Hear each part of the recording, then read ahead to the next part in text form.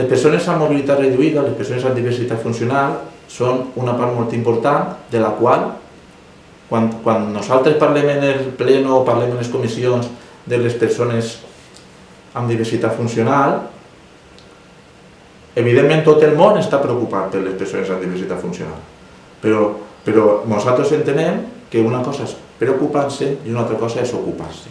Un exemple d'aquesta qüestió és, nosaltres també vam presentar una proposta, una moció, en la qual volien regular les targetes d'aparcament per a persones amb mobilitat reduïda i les places d'aparcament d'aquestes persones.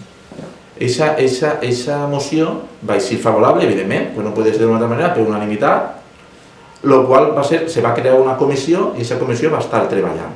Hem de dir també que en la comissió bàsicament participaven Compromís, els companys d'Amunt i esporàdicament altres grups, la tècnica, que també va col·laborar.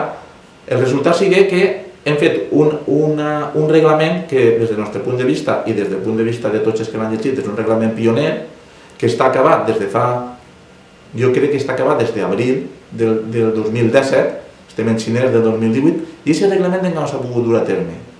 Per què? Insistim una altra vegada en la gestió o no gestió que s'està fent en l'equip de govern, perquè entenem que 8 mesos ha sigut insuficient per a poder posar en marxa aquest reglament.